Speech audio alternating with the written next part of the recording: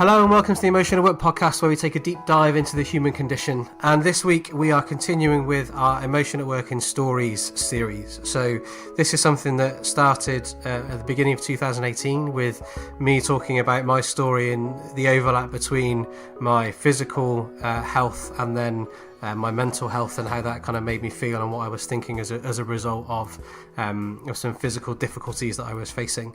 Also then I've had a lovely chat with Amanda Arrowsmith, who's at Ponte Carlo Blue on Twitter, where we talked about imposter syndrome. And then this week for this episode, we're going into the topic of burnout. And our guest is something that's had a very personal experience with that, and that's something we're going to get into and talk about today. But for me, the reason I really want to talk about burnout is because my experience of it is that often we just ignore it and we just pretend it's not happening. And I vividly remember one occasion where somebody who I worked with got signed off with from work because they were burnt out. And someone said to me, "Oh yeah, I kind of saw that coming." And I thought, really? You saw that coming and we didn't do anything about it? That's not good. That's a whole host of bad stuff that's going on right there. And so for me, it's important that we get the topic of burnout out and we get it heard and we get it talked about, which is why when I got chatting with Amy, she said she'd be happy to share. I was really excited to get her on the podcast. So I've mentioned her now, so we should get her on air. So let's welcome this episode's guest, Amy King. Hi, Amy. Hey, Phil. Hey, how you doing? I am full of cold, thank you, and I'm self-editing to make sure I don't do lots of sniffing as we record the podcast today, because that's the last thing an audience member wants to hear. I agree. Is me sniffing away. So I will make sure I work really hard not to do that. So before we kind of get into the main content of the podcast proper, one of the things that I do with all the guests is ask a unexpected and yet innocuous question to get us going. So and we'll both answer it if that's all right. So I'll ask it and then come to you first, and then I'll give my thoughts afterwards. So what I'm curious to know then is, what has got in your way recently? Oh, okay. What's got in my way? I think probably, so this year I've been really quite determined and focused to get back, as everyone does, into getting fit. So yoga has become my thing. And I found that the big thing that has got in my way, I've been really good. I've been going 3-4 times a week. And by the way, if you've not been, I really recommend it. It's amazing.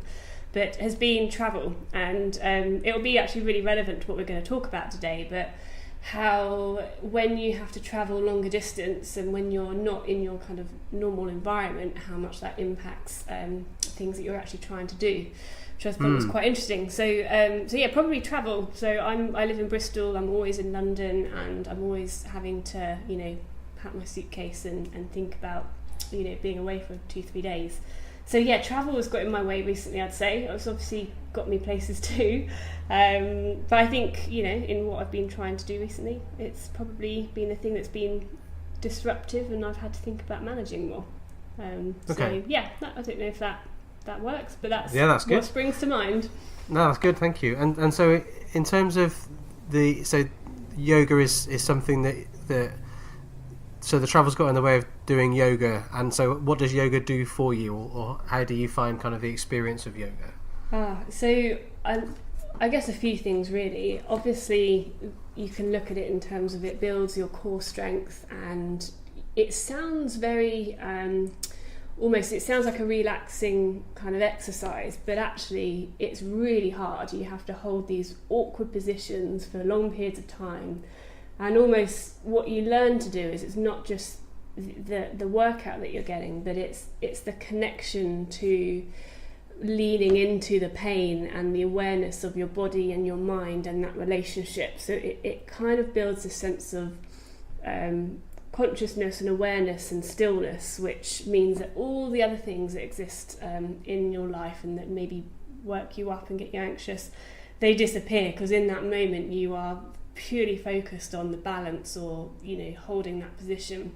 So it gives you this sense of clarity and connection, and I think it just helps you reconnect with some of the things that are really, really important to you. It kind of with yourself.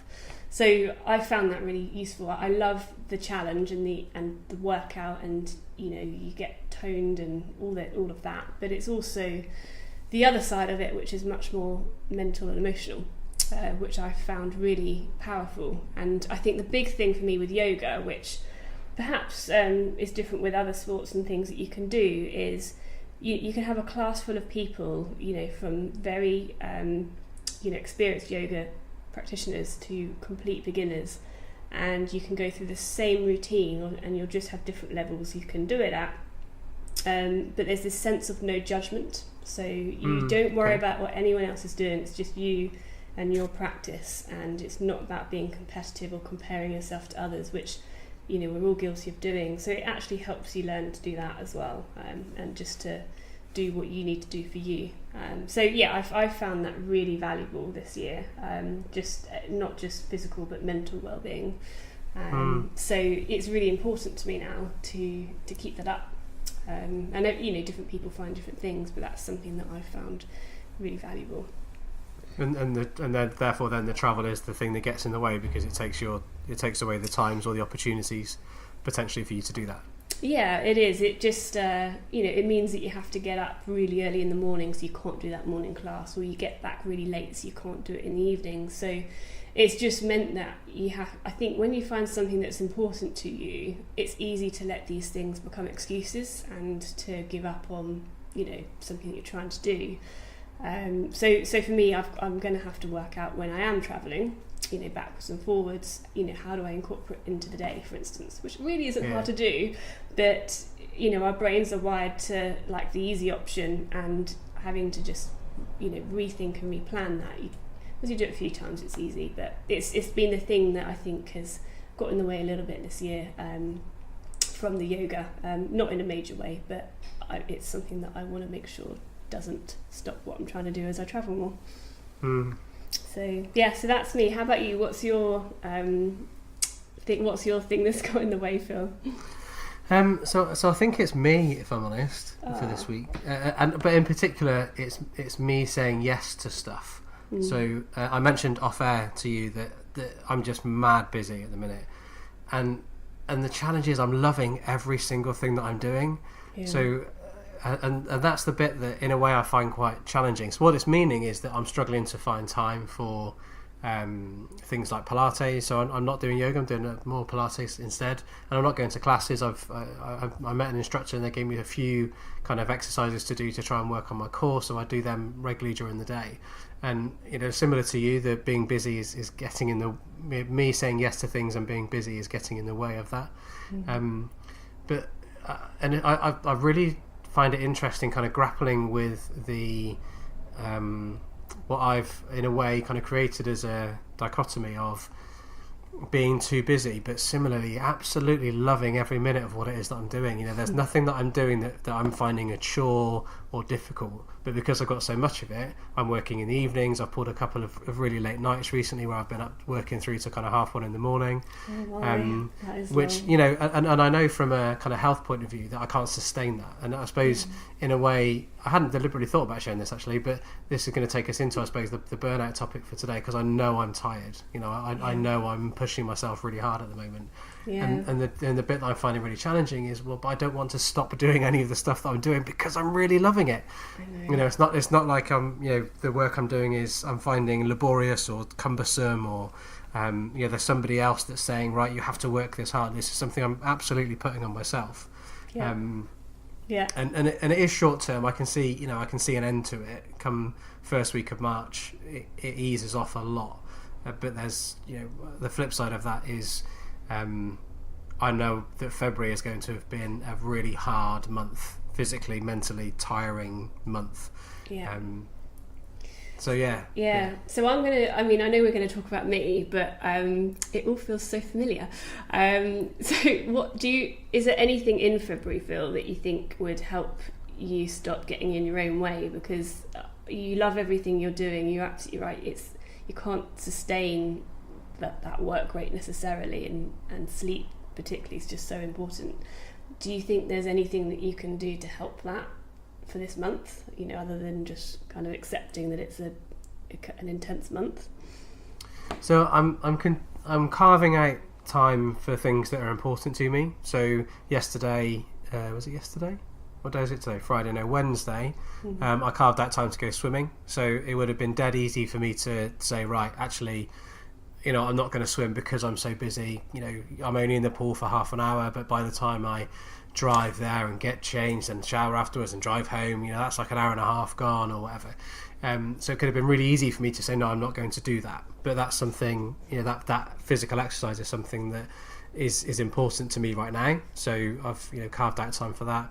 I've carved out time for family. So my wife and I went out on a Valentine's Day date in the evening, and that's the first time we've done that in years. We haven't gone out actually on Valentine's Day for a long time. And again we made it so that we had a babysitter. We could come back whenever we wanted. We could just kind of take the time to relax. And again, it would have been dead easy to say, right, I'm not gonna, we're not going to go out actually because I'm really busy and I've got this fee earning work I'm going to do. So I'm working hard to carve time out. But I think it's also, to answer your question, is thinking more cleverly or creatively about how I can get other people to help me with what I'm doing. So Simon, who edits the podcast for me, I've got him on kind of standby because I knew we were recording today and I want to get this podcast out as soon as we can, so I've got him on standby to do the editing. Whereas again, it could have been something that I could have gone, oh well, I'll do that myself because it's quick and easy, but getting him to do that.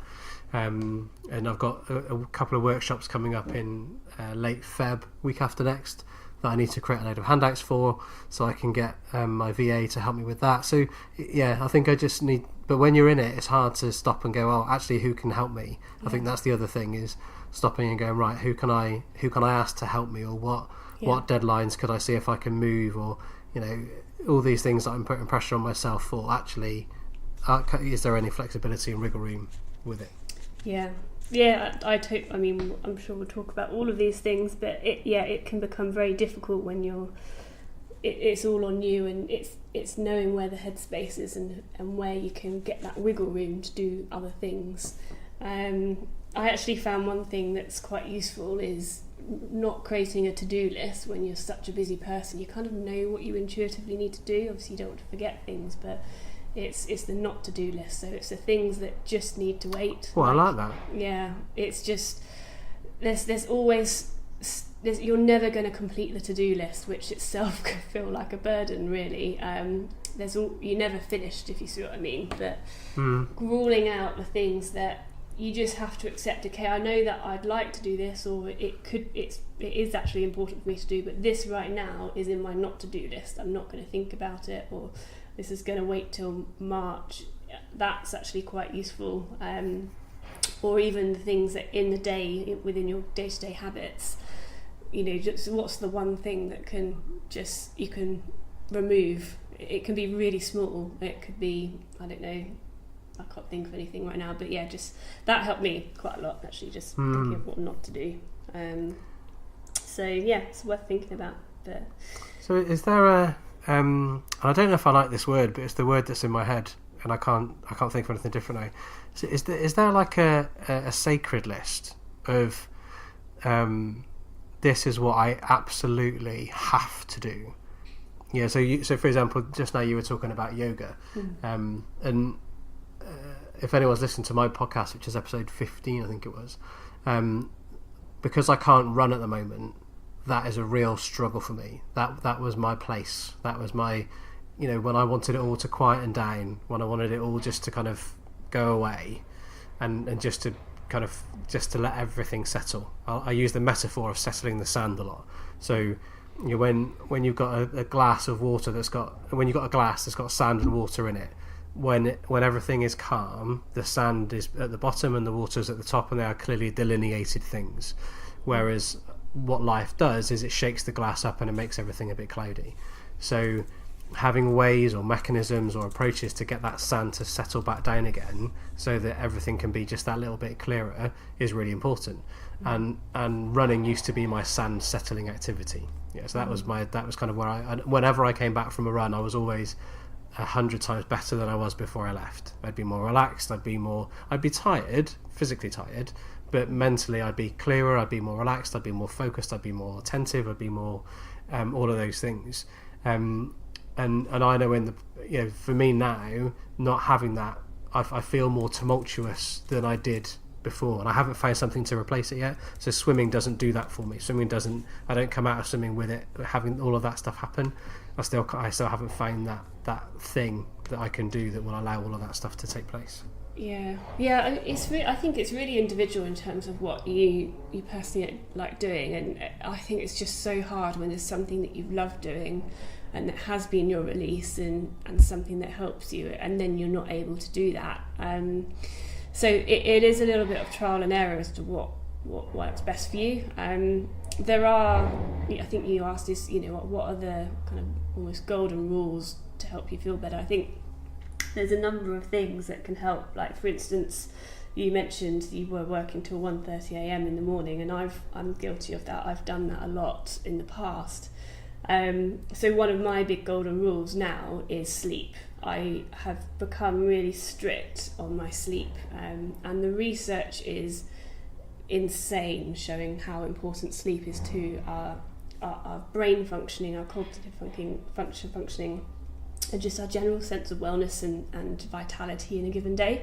So I find that I can actually operate, I feel like I'm operating well, even if I get 6 hours sleep. Like, I think I can get through the day. No one would think anything of me. I'm not, making massive mistakes. But if you do that continuously, where you're getting less than 6, or even less than 7, is what research shows, it massively changes how your brain works, and it actually is meant to be as bad as if you've been drinking alcohol. Like, if you've drunk alcohol the day before and then you work the next day versus having less than 6 hours.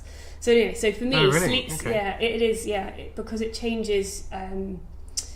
It's about speed of its functioning and just how well you can, remember information, your alertness and things that you notice. You might find that your mind wanders a little bit more. You have to just work harder, so it takes more energy.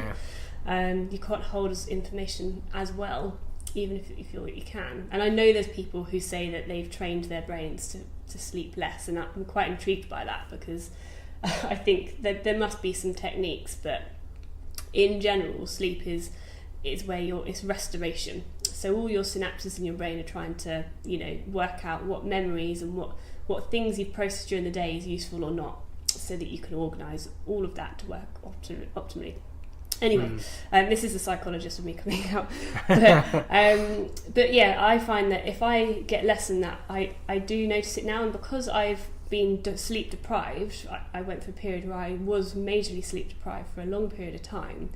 And now I'm really regimented to get 7 to 8 hours. If I go to bed late, I will purposefully, and I have a bit more flexibility now, but I will plan to get up later. I won't rush up and put pressure on myself to do certain things that might be good. Like, I might want to go out to do yoga, for instance, or if it was for you might go for a run. I will decide, okay, no, that's something that I haven't managed properly, so I've gone to bed late, so I'm going to get up later. Or if I know that I'm going to get up early, even if it feels quite hard to do, I will make myself go to bed early.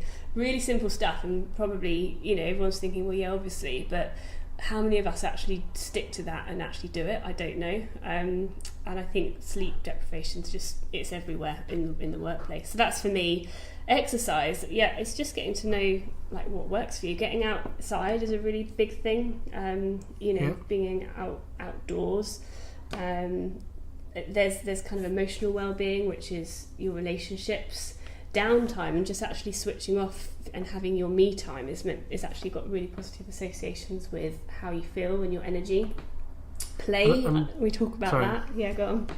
No, go on. You finish. Yeah, I was just going to say, there's loads of things like downtime, play, time to connect with others, physical activities, massive, sleep's massive, and relationships. That they're the big kind of areas that actually make up a healthy mind, basically. And it's in all the research, and it's everywhere. But you can relate to your own personal experiences. They're my initial kind of rules of thumb.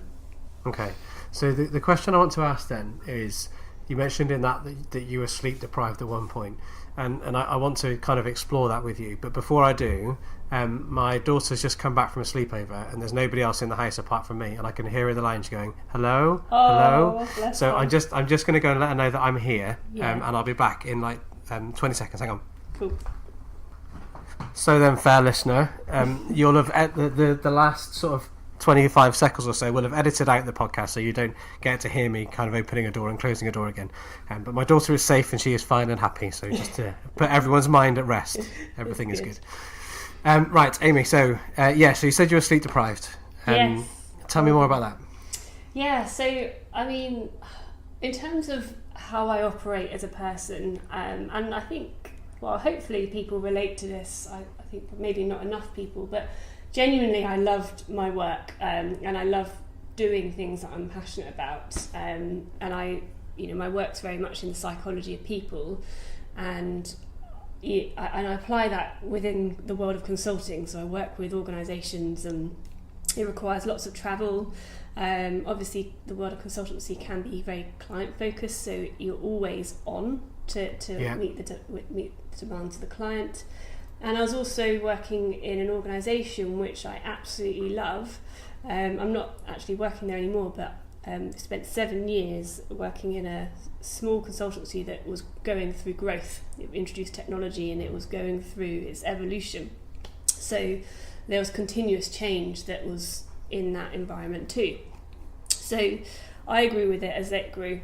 And I suppose in some, what it kind of led to was I took on more responsibility, and I'll talk more about what kind of led to the sleep deprivation, but it got to the point where I was travelling a lot, and I would get up at 5:30 in the morning because I had to travel long distances, and I would get home. I would work easily a 12-hour day, which is not good to do regularly, but I would easily find 10 hours was normal, and up to 12, and then I'd get home at 9 o'clock at night with the travel, and when that happens, if I was on my own, then you can potentially use that time in a different way, but then you've got other things that you need to do, and my other half would be there. I'd feel guilty for being away and for being so late, so you end up staying later. So before you know it, you're getting to bed late, and night on night you're getting 5 to 6 hours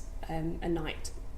And what's weird is I found that I didn't really realise it for a while. I didn't realise actually how little sleep I was getting, and it just over time started to erode like my sense of like vitality, like I said, on a day-to-day basis. I would be able to get up. It was never that I was like, oh my god, I'm so tired, I can't get up. It was kind of looking ahead at the day, and I had so much on. I'd be jumping out of bed because I needed to get everything I could out of that day. But sleep was the thing I compromised on. And to be honest, very, very early on, I was more naive in that I would, like you, if I had something really that was needed some additional focus and attention. Sorry if it's a bit noisy in the background, there's a lorry going past. But if there was something that required more deep work, and I like to pour everything into what I do. I don't like to half do things. I would just think to myself, well, I like this work. I'm going to stay up until I feel like I'm happy with it. And I could easily stay up till midnight working on something because I enjoyed it. It wasn't that I was sat there saying, oh, I hate this, oh, this is horrible. I would enjoy it.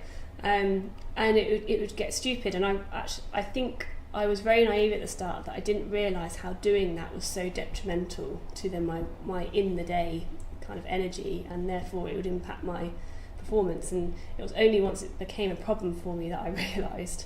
So I started to track it actually using an app just to create awareness so that I could see it, and then I saw the problem. As soon as I saw the problem, then I started to try and make changes, but even then it was hard because by this time I just had a lot of demands, and I had to do this, what am I not going to do kind of approach, rather than trying to do everything and be more efficient, so to speak. So sleep, it was, I guess that's the story of how it developed, but it was interesting because it adds to exhaustion, and burnout which is what I know we're going to talk about more, is just a number of things. It's a state. It's through chronic stress that you develop burnout, but and then lots of things contribute to it. But ultimately, it's down to you have a depletion of your resources. So that could be your personal resources, like you've not had enough sleep and you don't have as much energy, just generally. But it could be other things like your support, and then your demands are, chronically asking too much of you than you can deal with. And if you do that for long enough, your body's producing all this cortisol, and it's a chemical reaction. It's not just kind of hyper, it's not a hyper stress response, and that it's not an adrenaline kick. It's genuinely, it's wearing your body down over time, and it has a massive impact on your emotions and how you then relate, mentally and physically to your work. So, but yeah, sleep was, I think, a huge part of me not looking after myself, and that's been a major learning. You have to look after yourself. You can't. You're not a superwoman, superman. You can't force your body to do things that it's not designed for. Does that make sense? Yeah, absolutely. And I think that's what I did for a while. Is I was so motivated by what I was doing that I just wanted to do more and more and more, but it doesn't work that way. So don't do that, guys, if you're doing that. so there's a couple of bits in that I find really interesting. So one, and I was going to ask a different question, but I'm going to stick with this for a minute. So the what I've heard in the past when I talk to other people about kind of burnout, exhaustion, stress, is about the expectation that the organisation or the institution or peers or managers put on somebody is what has caused that to happen. So the expectation is that you're either 8, you don't leave till 8, and if you do if you do anything different to that, then you're you're not working hard enough, or there's an implied competition for who's the last person to comment on the WhatsApp group about the work that they're doing, who can comment the latest in the day, because that then signifies that they're working the hardest because they're still working at whatever time. But what you were describing, and there you can tell me in a minute if that was part of it in a way, but what you were describing was almost like a self-imposed or a self-driven aspect to it. Yeah, I'd say it's definitely both. I put a lot of responsibility on myself. I had I just had a different setup. I was lucky in that my work was always very flexible. I think some people they're in a really difficult position where they're expected to be in at a certain time and leave at a certain time, and you get this presenteeism effect, which is really damaging to people and the business as well, because you're not actually present at work, you're just turning up, and you're not actually being particularly productive. So I didn't have that challenge. I could pretty much go into work when I wanted, how I wanted. I could go in later, leave earlier. I could work at home as well. To be honest, that's really important to me. So it wasn't that so much. It was really two things. I think I've learned in my personality and what I'm like. I find that I'm either on or off. So when I'm on, I go all in, and assuming that I love my work, and that is important to me. So I just wanted to do more and more and more, and it wasn't for any big crazy ambition that I wanted to get to the top or anything. I just wanted to do great work, and I enjoy challenge, so I take on new challenges that just interest me. So just by my own motivations and makeup, I find that I just like to do that. I thrive as long as it doesn't go too far, where I can take on these things. So there's definitely an element of me here. Now the bit that then flips, and I saw this happen to other people, is you can actually work hard and it feels like play. It doesn't really feel like work. You can be up late just reading. It doesn't have to be that you're working. It's out of choice that you're doing that. But it did flip for me, where it wasn't just that I was passionate about it. Obviously I wanted to do a good job, and that was maybe part of it. Is you don't want to feel like you're not performing. You want to hold up the standard that you set for yourself. But within my work, I was getting more demands on me. There was more change and ambiguity. I was continuously having to pick up and learn new things, and it was being put under pressure to how I did that. Okay. So there were some things within my work that just suddenly meant I had too much happening. So my day was very cliche, back-to-back meetings, like literally one after the other, and that is exhausting because you don't actually get to do your job. You're just in meetings talking to people about stuff.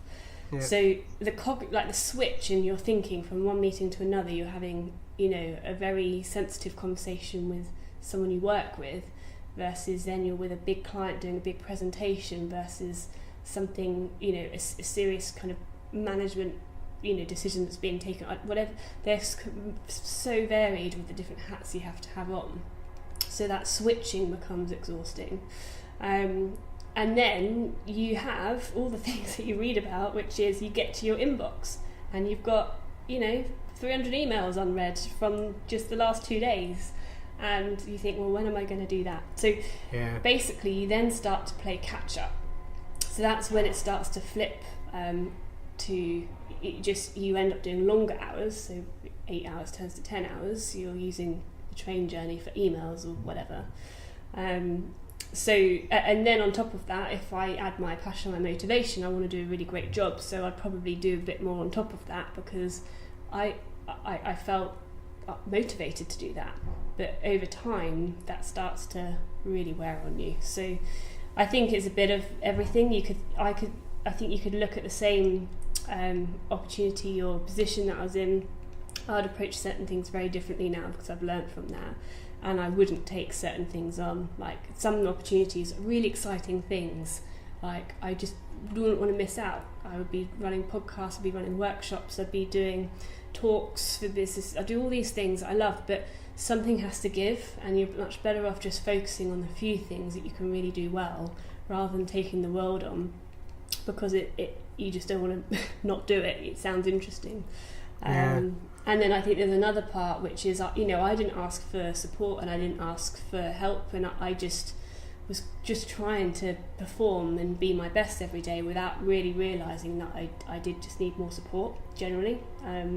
So I think it's a real mix, and I think some people treat their work much more transactionally, so it's easier probably to negotiate those things. I think actually when you love what you do and you feel that you're doing well at it, and then you also get those demands, it can actually be quite an interesting concoction, which can lead to burnout. I think it was a real mix, to be honest, Phil, in how it kind of develops, and it kind of happened without me really realising, because I can perform, generally speaking, under pressure pretty well. I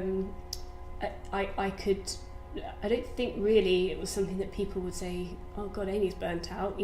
People wouldn't have noticed it per se, other than I was rushing around like a mad person. But eventually I did notice it. It started to wear on my mental well-being, and like how I felt about myself, and I was more emotional, and I'm actually really naturally very calm. That's how people see me, and they would have seen me as calm still, so they wouldn't have seen that per se, but I knew the difference, and I needed a real break. I had to kind of take myself away from it for a period of time.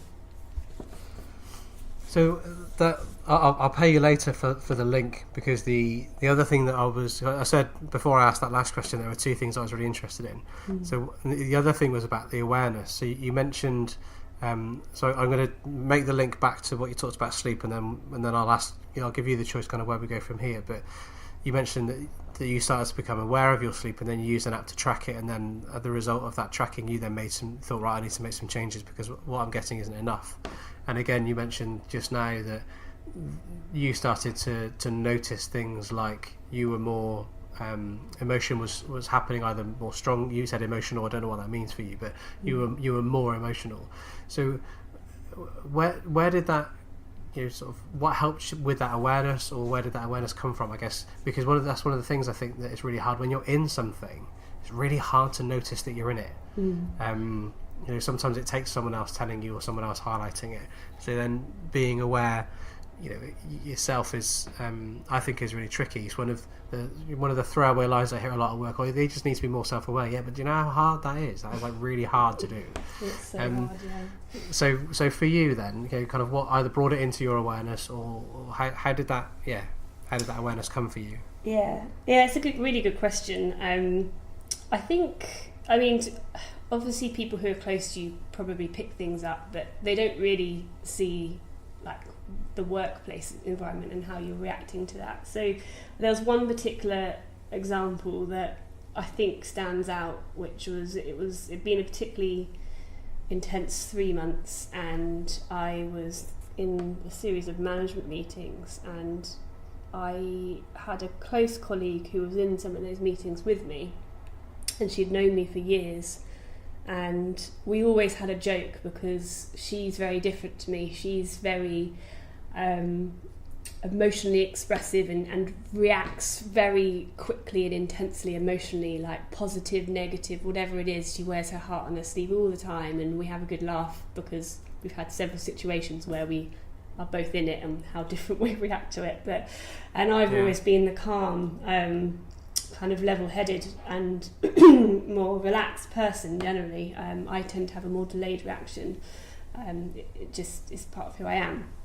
And we'd had a particular meeting with this bunch of people, and clearly something had wound me up. I don't even know what it was, or I'd reacted somehow to the meeting. I remember talking to her afterwards, and I was probably offloading or like saying what was frustrating or whatever it was, and she'd been talking to me a bit already, and she just literally replayed it back to me and said, You're so emotional right now, and I've never seen you this way before. You're really emotional. And because we've always had this joke that we're opposite, and she was now saying it to me, and she was now like, this isn't right. I was like, oh, like, you're right. Like, it made me realise and just check myself and say, I am really emotional. I'm reacting to the littlest of things, actually, emotionally. And it's really winding me up, and it was really odd because I was like, you're right. And then even when you're aware, what's weird is I couldn't just stop it. I was just feeling that way was what I realised. So that was the first point where I think it was kind of a bit of a reality check of how this was. And I didn't at this point, by the way, think I was burnt out. I was just trying to do everything that was being asked of me, and working on brilliant, amazing things. But I think that was when I realised actually that I'm not being myself, basically. And I think that's what other people around me started to see, is that she's a good friend of mine. I've worked with her very closely at different points, and she at the time was like working in my team, and there was a particular, this is really boring, but there was a particular piece of like technology that was being put in, and we needed, everyone was learning how to use it. And I just remember I think she just made a bit of a comment on, because it was a change and it's extra effort on top of everyone. She just made a comment. I remember I snapped at her, and I felt angry, and that's not me. And anyway, eventually we spoke about it, and she said that she's just never seen me that way before, where I was snapping and I was visibly annoyed and angry about something. So people just, I think there was just a couple of occasions where it did come back to me, and the good thing was I had good relationships there and people that I could trust, and they knew me, so I don't think they judged me for it per se. But I think that's what kind of does it, is people who know you well and see what you're like, and they don't see that's you, they just see that something you're just not feeling yourself, basically. So those are the two examples that probably spring to mind. So if you are if you are going through difficult period of time, like if you're having people, say or make a comment or mention things to you, that's normally a good sign that something's not right, and it's easy to brush it off. I think it's only really looking back, you really look back and say, oh yeah, no, I can really see that now. I think with the emotion, I think the other thing that I started doing, because I realised then that I wasn't like feeling my best, and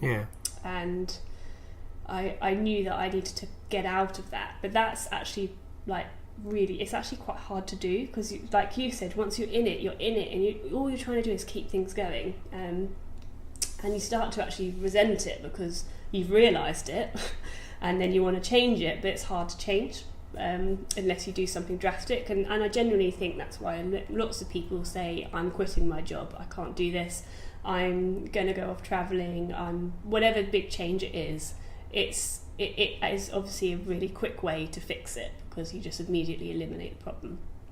I didn't do that. I focused on how I did it. So I started to actually write down how I felt every day, like just what are the things, like a journal sort of thing. Yeah, a journal. And it wasn't like a Dear Diary thing. It was, what am I trying to do and achieve, and what's getting in my way, and how am I feeling, because actually how I was feeling was starting to impact like just everything really, not to anyone else would that they'd see.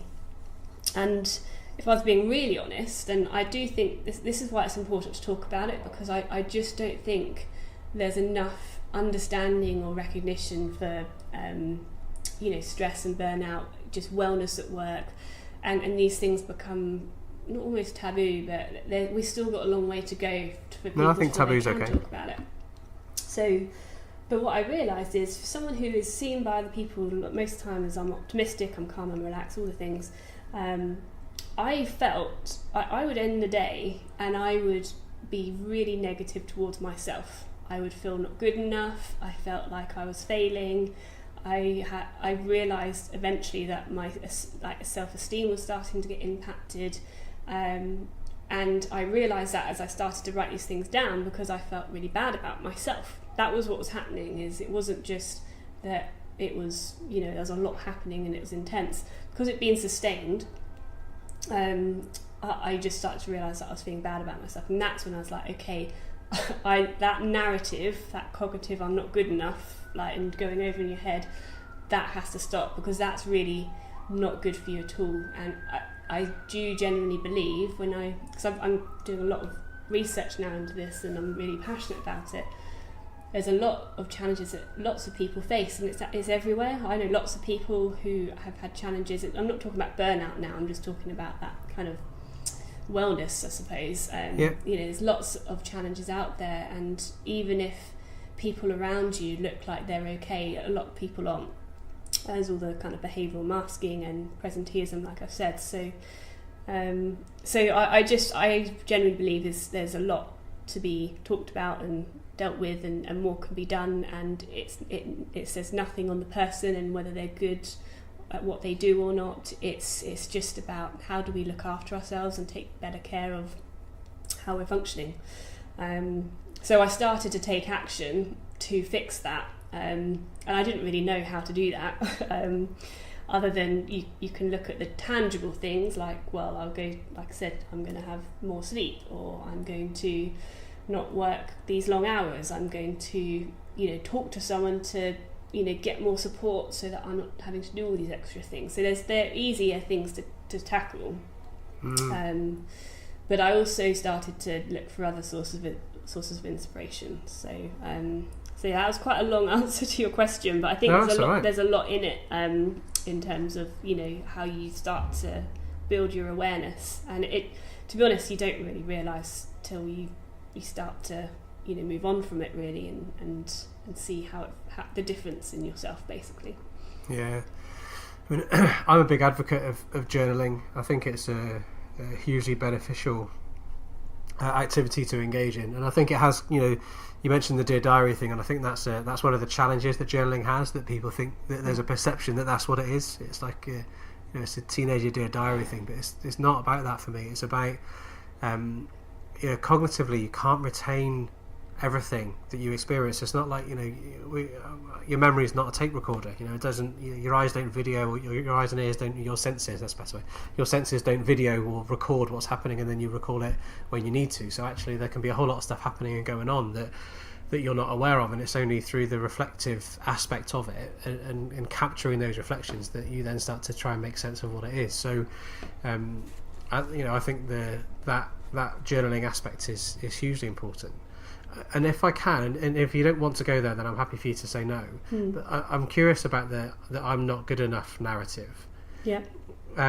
What were you not good enough for, like, in comparison to, or kind of what were you not good enough against, or what was that about, if you don't mind me asking? Yeah, no, I'm happy to answer that. So it's a really good question, because I think it was never about comparing myself to other people, ever. Okay. It was, I had an idea in my head of who I was and wanted to be, and I just felt like I could never, I was just getting too far away from that.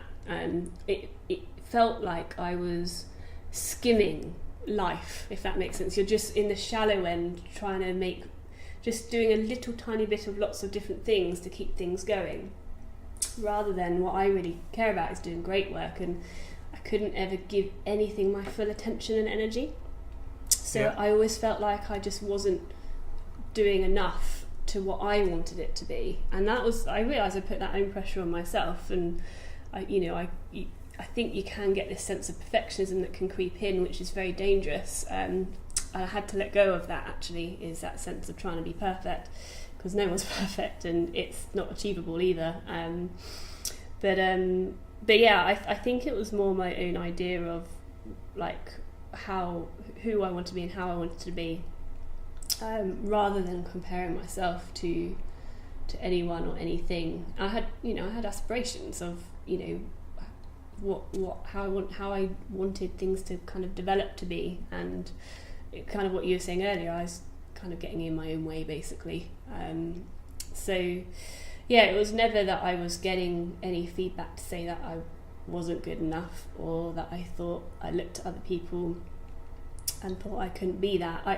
I've always tended to have self-belief, so it was a surprise to me when I started to feel like negative about myself, to be honest, that I couldn't do it all. But that now I look back and I said, basically, I just didn't look after myself. There's a bunch of other things that, of course, could have helped in, whether you look at managers or support or the business and, things that are happening around you. But I think the thing that I learned is it has to come from yourself. And this is the thing about mental wellness generally, like not just talking about burnout here, but is you have to learn to look after yourself and to forgive your own shortcomings, and you're only a human being, and you start to build up a resilience. So the thing that started to turn it, I think was a tipping point, is we wake up with all these distractions. First thing you want to look at your phone, you see a bunch of emails, you're already now in this kind of anxious state, thinking I need to do this, I need to do that, and I stopped doing that. So I stopped looking at my phone in the morning, and I read a book called The Obstacle is the Way. Okay.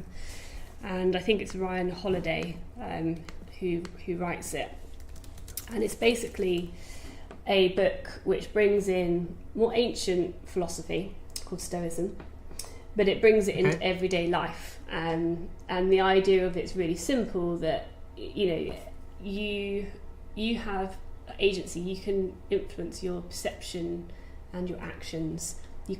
There's loads of stuff you can't change in life. Obviously there's a bunch of stuff you can. There's always going to be good, there's always going to be bad, there's always going to be pain, there's always going to be elements of joy. So it's how you perceive that and relate to that, and how you accept that, to build resilience, basically. And I'm sure there's better ways of describing it, but I just started to use that as a source of strength to look more objectively at what was feeling quite overwhelming at different times, and just to build some mental resilience, really. So that was just the start of it, and since then I've just started to learn, really, and you have to look after yourself. You've got to start to build awareness as to what's good for you, what gives you the injection so that you feel good. And I don't mean just like, oh yeah, I'm really happy and I'm having a nice time. It's your energy, what gives you energy and what drains your energy, and ensuring that you've got the right balance there, because you're always going to have things that drain your energy, and that can be just making decisions. It could be anything which requires you to focus and think about things. It could be emotional, have you got emotional demands on you at work and at home. It can be physical as well, which relates to sleep and how you use your day and your body. So you start to just realize, okay, well, right now I'm depleted of, physically I'm depleted, emotionally, all the things. You start to just piece it together. So you have to just learn to look after yourself, and there's just not enough out there. And I just think we live in such a busy, crazy world now, where technology's everywhere non-stop, you're accessible. Actually, that's the other thing that I should mention, is I was surprised also how I found social life stressful, because I would get to the end of my day, I had a bunch of emails that I needed to get to, and I've been back-to-back in meetings, so I also have all my work to do. And this is a modern day problem, but everyone contacts you on Facebook, on WhatsApp. I would have a bunch group messages, and there'd be 200 messages. I just couldn't keep up with what my friends were talking about and doing. So it just all these things build up. So I think some people just reach the point where it's just lots of things happening, and you have to then regain some control. So yeah, I can't even remember what your question was now, but that's all right. So I've just done my first sniff. Oh, damn it! Oh, you're doing so well. I was doing so well. And I would wait. I would imagine, or maybe I could suggest that stress in social life and not being able to keep up bit, that reinforced the I'm not good enough narrative, because if I can't keep up, I'm not a good enough friend, or I'm not a good enough part of that social circle, because there's this whole conversation that I'm not contributing to, and if I'm not contributing to it, the me that I know would contribute to that, and they'd have something to say, or they'd be wanting to get involved, but I'm not, so therefore I'm not good enough. Would that be absolutely. Definitely there's a real element of expectation, and the role that you play in different parts of your life. That's definitely the case. And I don't have kids in a family, but I can imagine it's even more of a role where you have your family obligations, and as well as work and social life. And I did some work when I did my MSc in the role of burnout. It's funny how these things happen. Oh, really? Okay. Yeah, I did. I was exploring the role of positive psychology, which is much more, rather than focusing on the problem, what are the things that actually help influence and protect you from some of these negative things that can happen. And it was about social identity and social support, which is the idea that when you are part of a group or a team or a business, you internalize those values, and if they align with you. And social support, which is your peers and people you can trust and relate to, these are aspects that can help protect and buffer you from burnout. They're not absolute, but it can help protect you. And as I did that, because I had open-ended questions, and I went back to that research really recently, because I was like, okay, I'm going to look back to see what I learned there. And the research did prove, it showed that if you are part of a team that you connect with, and if you have support in your peer groups within that team at work, then it does buffer burnout. Which I had isolated myself a bit, really, because I had so much on. I actually realised I didn't have that so much. I had close confides, but I just hadn't had the time to draw on that resource, which I did have. I just hadn't used it. But when I went into the more qualitative stuff, so the written information that people had shared in the survey, I remember at the time I was blown away by how much people shared when you actually ask the questions around how is it, how are you, how's it feeling, and the relationship of those demands and the stress that you're experiencing at work and with your family life. And there is some really like heart-wrenching stuff in there of people feeling like they're not good enough and they're letting down their family, or they can't be good at both, and there's this feeling of like you have to be like this superwoman if you're a female, or superman if you're male. I think probably the superwoman thing came out more in women because generally they felt more obliged to be, you know, the key, you know, caretaker, so to speak, at the time.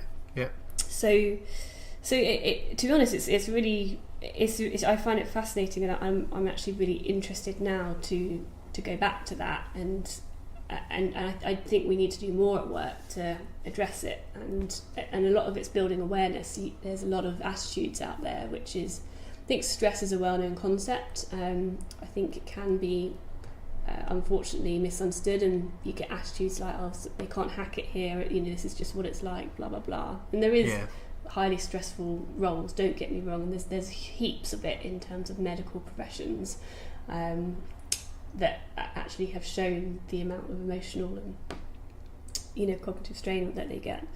But there's just so much more to be done. There's not enough understanding of what burnout is and what the signs are, and increasingly, just from what I read, it's a growing problem that is probably impacting lots of people and their performance and their health. It leads to health problems. You're more likely to, you know, experience all sorts of diseases if you're burnt out for a long time. And yeah, you're right, it's entwined with, you know, what are the expectations. You're letting down your friends, or you're letting down your family, or, you know, you're, because you'll probably go home and get criticised, you know, you're home late, or, you know, you've forgotten something again, and so you're always missing the mark for what you expect of yourself or what others do, if it gets that bad, you know. Because you mentioned that narrative of I'm not good enough wasn't part of kind of who you were, then it became part of what's happening when you were in that burnout kind of phase. Is it with you now?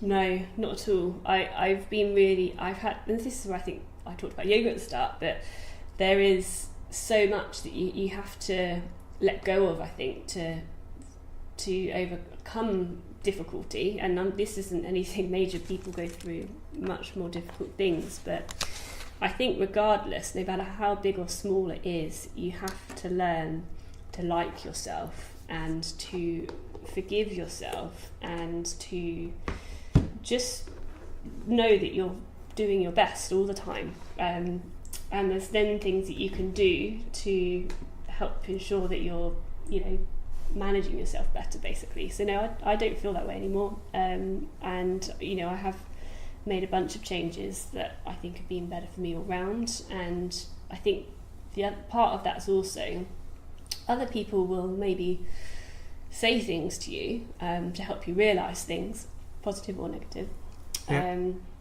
But only you can be the true judge of where you are and what you need, because it's all your own emotion, basically, and your own energy. So no, I feel much better in myself, and interestingly, people then notice it. They say, "Oh, you seem really like you look really well." Is the comment that you get, and so yeah, you can put in positive things that make it possible. But the big thing is you have to. It's up to you to do that, really. You know, as much as all these things around you can build stress and burnout, you have to learn to recognise it. Organisations have a massive role to play too, to ensure that there's the right balance there, because unfortunately as human beings, we're, you know, by design we end up trying to do what's expected of us. We're social creatures, and it can be taken advantage of by organisations and lead to all sorts of problems. So it is in their interest. So that's what I'm really interested in now.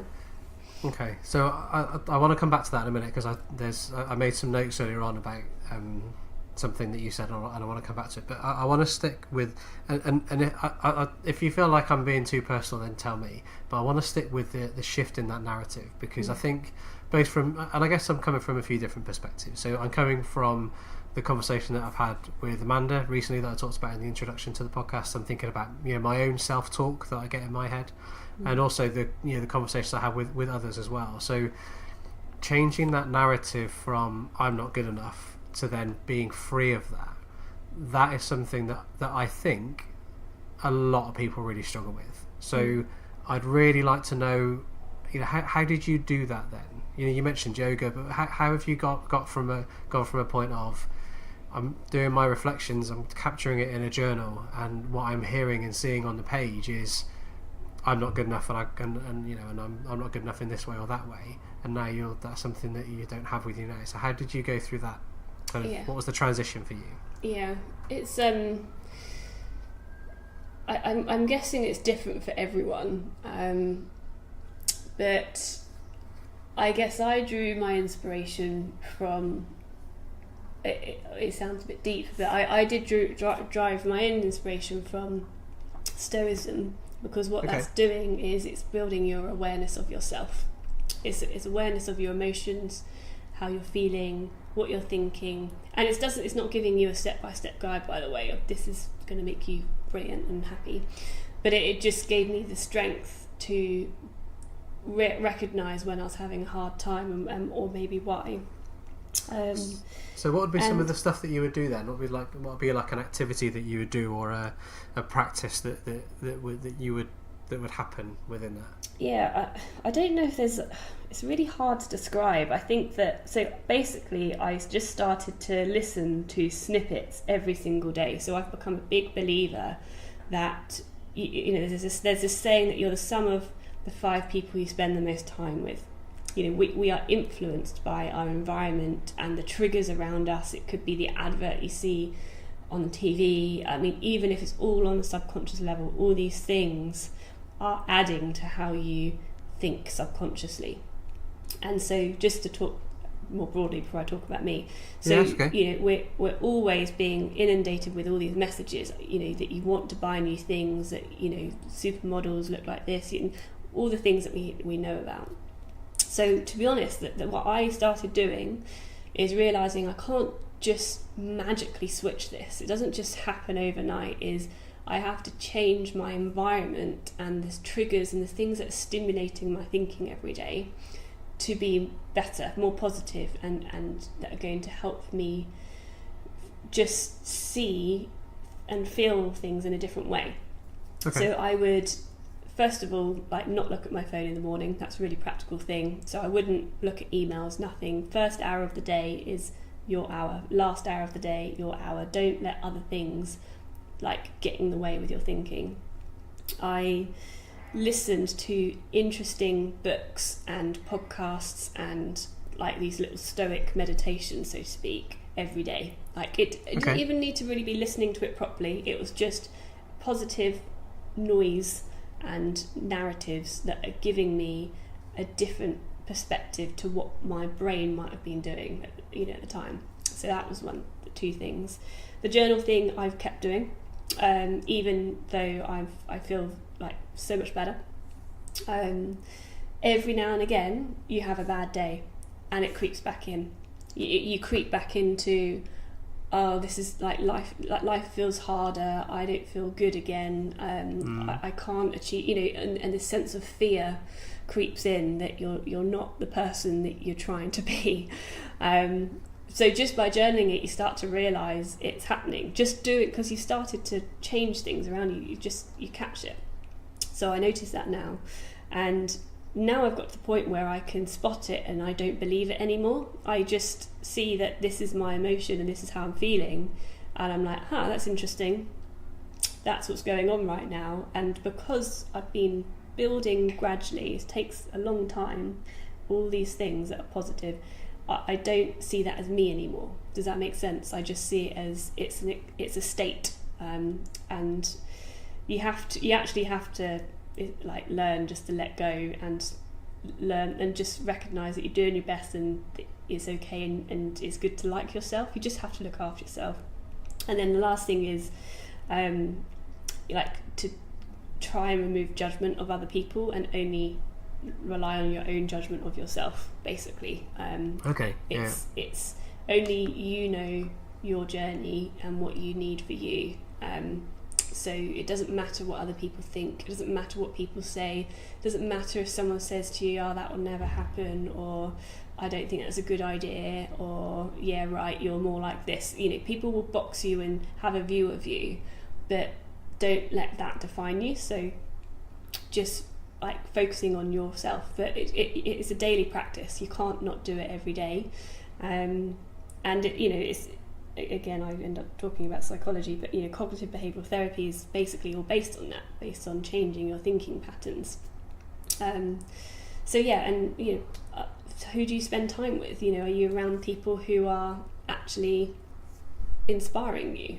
Have you got things that you're working on or that you're looking forward to that add to who you are, your sense of purpose, and that you enjoy? You're not doing things because you feel you have to and that you're obliged to. These are all the things that add up. They're additive over time to you feeling better about yourself and not succumbing to this idea of I'm not good enough. So I think, I don't know if it ever completely is never there, but you have to learn to accept yourself, basically. So I think it is different for everyone, but you can't do it on your own. You have to find sources of inspiration around you, get support, practice it every day in some shape or form, and you just learn to build the awareness over time. And then you start to overcome it and you start to feel more of a sense of flow. You start to get the positive affirmation of the things that actually are meaningful to you and count. I'm still on that journey, but that's what I've found. Yeah, well, I don't think there's an end though. So we, as humans, we love our journey metaphors, but I don't think there's ever an end to that journey, because things change and life changes. So as an example, last year was probably the hardest year I've ever had mentally. From a mental health and well-being point of view, 2017 was by far and away the toughest year I've ever had. I've had difficult years and stressful years and so on, but it was just really hard, and it took a lot of effort and a lot of work to kind of get through it and navigate it in a way where I felt well. And some of that still translates across into this year, but because that's what did I intend to fall over ice skating and fracture a vertebra in my back? No, but that's what happened. And then there was then a need to deal with what happened, the investigation to find out that's what had occurred, and then the remedial action to fix it, and I had to learn a whole new set of skills last year, or relearn or reapply some of the skills that I learned in the past. So I don't think it's a journey that we ever really end. No. Okay, all right. So we talked about sort of different depletions. So we talked about physical depletion in terms of the sleep and the physical exertion of travel and work. We talked about mental depletion in terms of concentration and attention and those sorts of things. We talked about emotional depletion, which kind of culminated in you acting in ways that are different to what you would normally do, being snappy, reacting to things as opposed to the calm that you would normally associate with you. Were there any other aspects that kind of form part of that burnout for you? Yeah, I think I guess it might have been implied, but perhaps not as closely, as because you're focused on just doing what you need to do, you end up conserving resources like your energy, or trying to steal moments. So you end up doing things you wouldn't normally do. Like I would go into the office and I'd try and get there before people were there, because people became stressful, because people became distractions, or people became interruptions to the stuff that I was trying to do. So I actually started to withdraw. That's really interesting. Yeah. The way that you framed that is really interesting. Yeah. Sorry, go on, carry on. It is. But I'm a really, I like spending time with people, but I found that I would withdraw. I would take myself away from people. So I'd come in and I'd go straight into a meeting room because I didn't want to see anyone. I just needed to get what I needed to do done, because I knew that if I didn't get it done, then it's like a domino effect for the day. And I would find it really stressful. I'd be in a meeting and I would be walking to my next meeting. And I'm now switching. Okay, I've been in with these people talking about these things. I'm now moving into a completely different challenge or situation, personality, different mindset of how I need to now put hat on for. Yeah. So I'd be doing that, and that is sacred when you're like running till empty. That's a sacred period of time to get into the next bit, to be prepared. Otherwise you get caught out, you turn up and the worst case situation is you're not prepared and you don't show up in the right way, and no one wants to feel caught out like that, and people would, because I was unavailable more, actually it meant that people would then seek you out more. I was going to say they you're hiding away from me, where are you? So they would actually come and walk with me from one meeting to the next, and I would sometimes have more than one person because they needed something. So I created this bottleneck for myself where things were bottling up to me because I wasn't managing it. So anyway, that started to become like that's one of the additional things I think, is when you're stressed and burnt out, you become your brain starts to just really focus on what you need to do and the task, and you can't think as big and as creatively, and it's really hard to explain because unless you've gone through it, you kind of hear it and you're like, well, just change this or do less or delegate it to this person, or it feels so obvious to say what that person needs to do. Yeah. But your whole psychology and everything in your body is chemically different, and you're just in this narrow mindset, and so you see everything becomes about just how you focus on those key things. And I noticed I withdrew from people. I didn't want to be around people because I didn't like how I felt, or I would it would be exhausting because it is another emotional drain. You're using more of those resources that you have limited supply of, that you might need to save for the next meeting, and sometimes you just couldn't do it. You would be drained in a meeting, and you wouldn't be your best, you wouldn't be on point. So that was probably another element, is just how people and relationships that are normally positive actually start to feel like they're just adding to the stress, basically, and that you take yourself away. And that, I imagine, if I then try and link stuff together from what we've talked about, that almost creates like a paradox of, I know you need my help and I really want to help you, but I haven't got time to help you because if I don't help you, I can't do this X work or this project or these actions that I need to do. Yeah. And which is the lesser of those two evils? Do I want to be the person that doesn't help somebody, or do I want to be the person that doesn't deliver their work? And then that reinforces the narrative of I'm not good enough, because there's no way you can succeed there. There's no outcome from that scenario where your view of yourself is going to be a positive one. Because exactly. either I've let somebody down because I've not delivered the project, or I've let somebody down because I've not given them the help that they need. Exactly. Yeah. I think you've hit the nail on the head there, because you're continuously basically trading off, what different situations and what that might mean, and basically it gets to the point where you just feel like you're working 120% to keep whatever you're doing going, but you're failing at everything. Like, that's what it feels like, because you're only giving everything or everyone a little bit, or you're having to trade off, and then you're never in a win-win. You're always in this kind of sense of lose-lose, and that's the thing that I won't forget, is I would start a day, look ahead at what I needed to do and what my time was like and how I felt, and I would just start it, and it would be like taking a gigantic breath,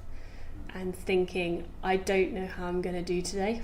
Like, I don't know, it's not possible to do everything that I need to do, and everything is critical and really important. And do you know what I mean? And you look at it and you're like, and you think, sometimes you look back and you think, like, it's just a job, like, it's just work, like, come on, like, there's so many more important things in life. And that's the thing, you lose all perspective when you're in it, because you're just trying to keep things going.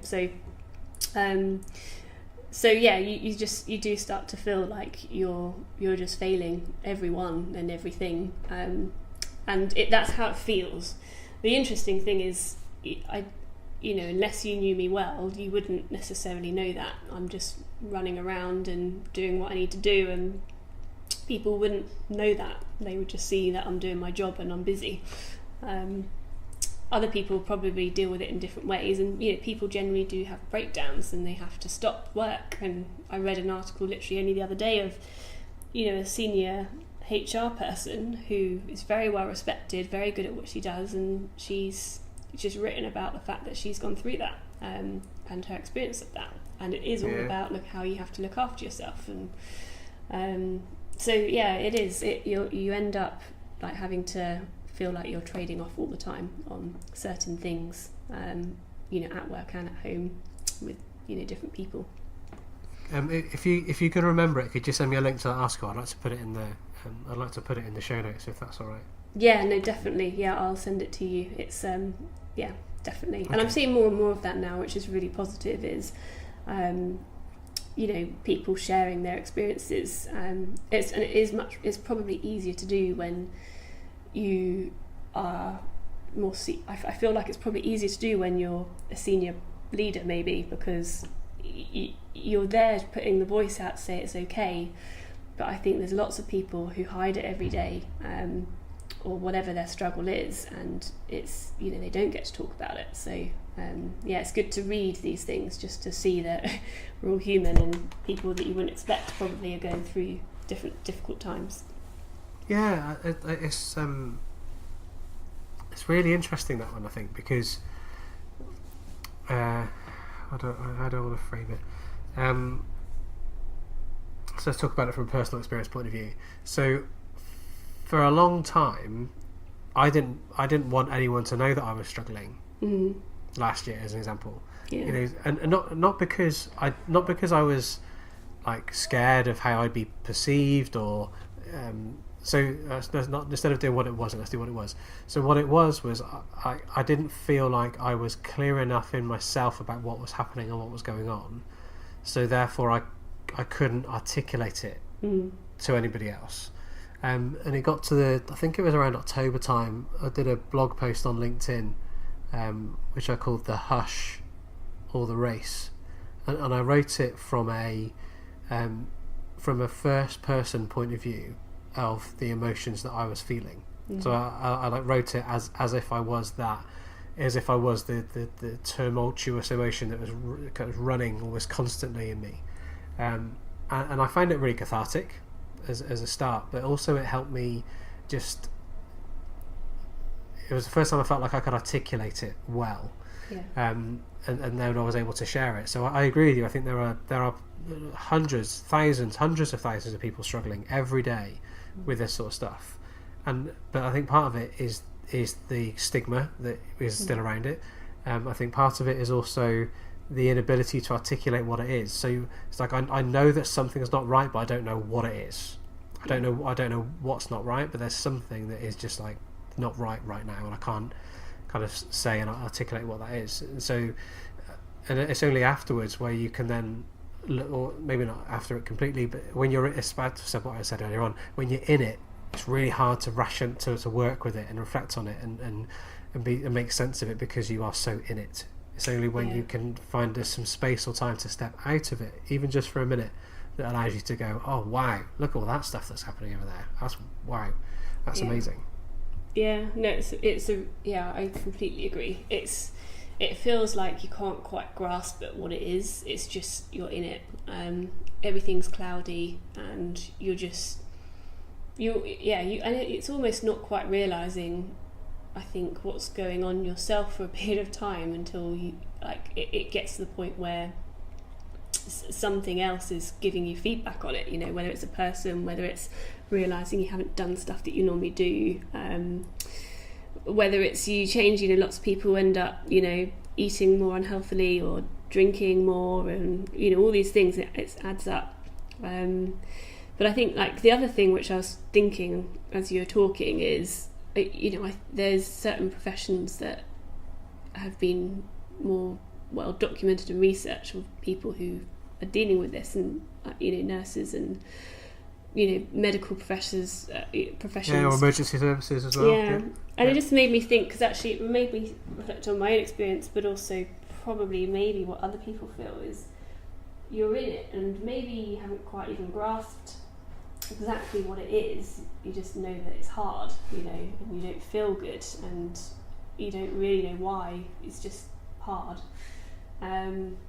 Is the sense of you're kind of stuck with it, like you don't see what can change, because you're so caught up in it that you don't see the way out. Like, you're just dealing with whatever demands are in front of you, and that becomes your main focus. Do you see what I mean? It's just, absolutely. You don't have any other capacity to help you get out of it, and that must be really hard if you've got a job which is maybe there is less flexibility, or it's just the nature of the work. I don't know. And is that being looked at enough? Because I think I definitely felt that at a period of time, was I just saw my massively long list of things to do, and it just felt like I didn't have any energy to work out how to get out of it. So all my energy was just with, I just need to be as best as I can at these things. And obviously you have a break, and a break helps, but actually burnout can take up to 2 years to recover from, because of the physiological effects it has and mental effects it has on your overall well-being.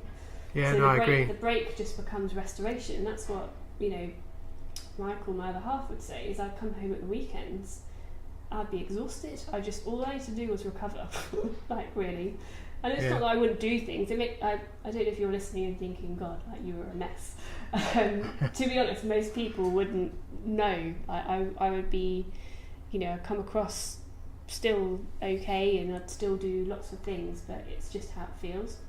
You lose the space to be creative and all of that. So, and you're right, I think, you know, if you had a hard time last year, it's how do you process that, and what do you do with that? And actually that's where writing does actually help, or talking to someone. And it's part of the reason that I continued the podcast all the way through last year. You know, the podcast was something that gave me joy. You know, it was a chance for me to be, you know, so I could be at home, so I didn't, you know, physically I didn't have to travel around to do it. I could do it, you know, sat down at my dining room table as I am now. But it also meant I could have some really interesting conversations. I could, have great insight from lots of different people, and it was an opportunity for me to kind of do some of the stuff that I love, but not having to worry about some of the physical activity that goes with it. And I agree with you. The restorative part is vitally important. Someone I know really well, they got to a point of burnout, and when they got signed off from work, they were sleeping for 14-15 hours a day. Sleep overnight, sleep loads in the day, and then still be absolutely exhausted by the end of the day. And it was almost like the body was saying, right, now you stopped, I need time now to build it all back up again. You know, so you depleted your reserves so much that actually I need to repair, and to do that, you know, I need you to rest. And you know, and that's the physical restorative part. Then there's the mental and emotional restorative part, which, you know, is still an ongoing challenge for the person I'm thinking of. You know, they're still having to work really hard to restore that sense of self, that sense of identity, that sense of you know, being capable at what they do, and, you know, failing others or failing themselves, and those sorts of things. So it's really interesting, because there's something that just talking about, like, restoration and kind of recouping what you need to, you know, feel better. I read an article, and I can try and find it again and share it, which was... Please. Yeah, I've got... I can send a list. I've got lots. Oh, that sounds good. This one is... I thought it was a really interesting angle, where it was something called When a Benefit Isn't a Benefit, and it was basically pointing out an organisation who, with the best intentions, created a benefit which meant that if you hadn't been off sick from your job for 6 months, you got a free duvet day. And is a nice idea, but actually what this person was saying was that's not a benefit. Like, a sick day shouldn't be something that you shouldn't do. Like, if you're not feeling well, and it could be obviously you caught a bug or something, but a sick day can also be you're just not you just need actually to have a rest. You've overworked, and I don't know, you're not on form, and that's where you get, if you don't do that, if you don't take time off to recoup, you get this presenteeism effect, which is you go to work but you're not really being effective, and so many days get lost to that, and it's not good for people, obviously, or organisations. But it was just a really interesting article to say, actually, this isn't right to have just this, condemning sick days, and you get a free duvet day. And I'm not saying duvet days are bad, to be honest, that sounds great, but it's not a bad thing to have a sick day. So I've started thinking recently, what do we really mean by a sick day? And, should you feel guilty for having a sick day? And I think that's the thing, people feel guilty for not working unless it's literally like physical sickness. Yeah, but I agree completely. It's I mean, obviously I don't have, I don't work in an organisation, but if I think about a lot of the people that I do work with, the idea of them ringing up their boss and saying, I just can't concentrate today. I'm that tired. I'm that exhausted. I've been, thinking that hard about all the different work. I'm working that hard that I just can't come in today. And I need to take a day off, and I'll be back in tomorrow. The expectation would be either you take that as holiday, not sick, or it would be, well, then you're incapable of doing your job. So it's not a phoning in sick for kind of mental depletion, whether that be through stress or anxiety or whatever that is. It's just not a credible thing to do. It's just not okay. And then that's where if I did some analysis of absence reasons within organisations, I would bet my mortgage on the fact that mental health only is recorded as a reason for absence when it is long-term absence, when it is a week or more. I would I'd put my mortgage on the fact that nobody rings up and says, I'm off sick today for mental health reasons. I think it's the reason why people are off sick a lot, but I don't think it's the reason they'll give a stomach bug, flu, cold, headache, migraine, because those physical ailments are okay to be off with, the mental ailments aren't. Yeah, I would agree. I think it's funny you say that, because there is some interesting statistics which have come my way as I've been looking into this and trying to understand it better. And so the Office of National Statistics, I don't know what they've based this on. It might be, as you said, is it long-term sickness or absence, or is it being measured in a different way? That 40% of work-related illness cases report to be stress, anxiety or depression related. 1 in 2 of all working days lost are due to ill health linked to stress, anxiety or depression.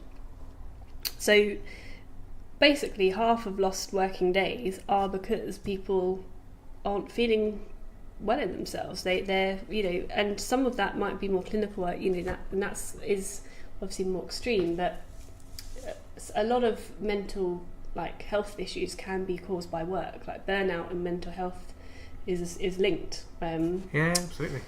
So it is crazy. So it's just got me really thinking. So okay, well, what does that mean? Do you know what I mean? I agree.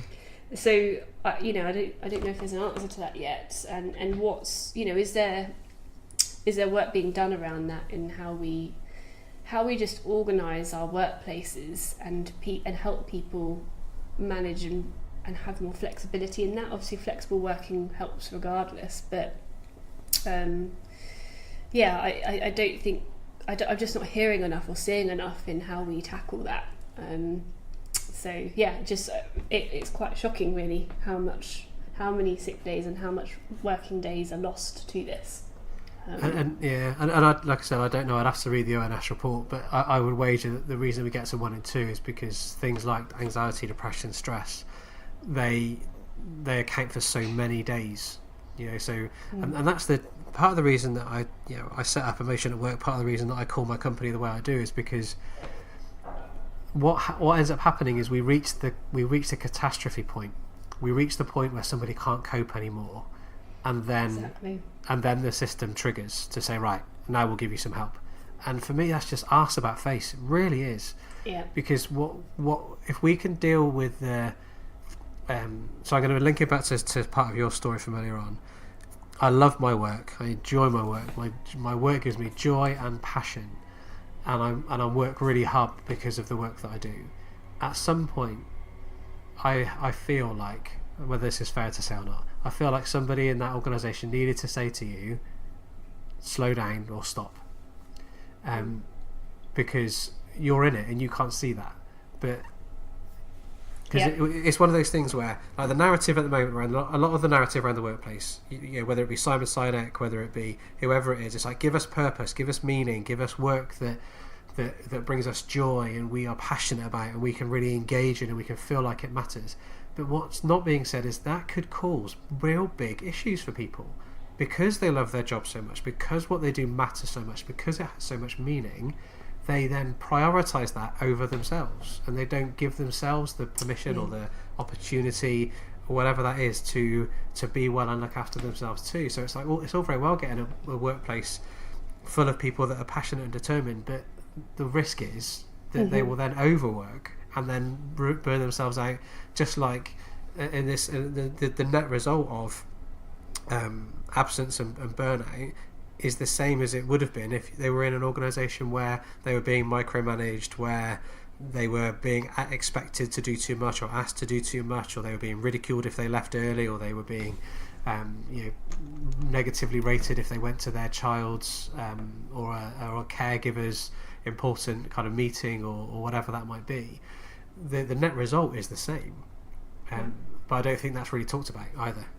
I find that really interesting. There's a few things that spring to mind. Like, one is, so absolutely, I think if I really had someone who seriously kind of called it out with me and helped with that, and it's not just calling it out, it's actually working it through with that person and getting some practical things. Was the problem is when you're in that space, like I said, the mental horsepower to think like is already being used up on so many things.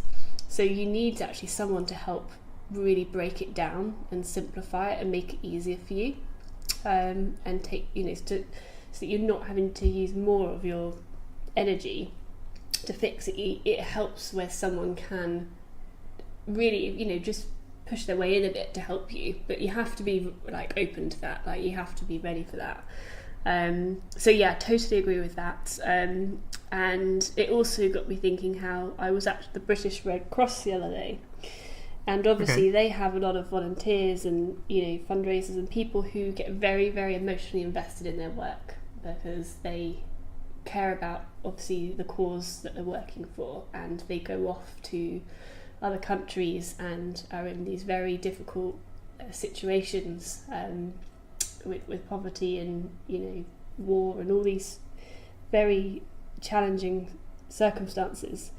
And she did mention, because I was talking about stress at work and some of the things we've been talking about, and she said that actually at the British Red Cross they have, I think, that sounds a bit aggressive, but they have planned holiday days that you have to take when you're in that world, because because you don't want to stop. When you love what you do and you see a bigger problem than yourself, you actually can start to compromise on your own self and rest, and you exhaust and burn yourself out. So they actually plan that in, which I think was quite interesting. And the other thing I was thinking as you were talking was, so this is a story of me talking about my experience and what I've learned and how that was. And I liked my job, I liked my company, and I liked, I had meaning to my work. Over time that starts to feel a little bit more challenging when you're in that space, but overall I did. What if you're going through that and you don't love what you do? Like, that blows my mind. Like, imagine really hating it.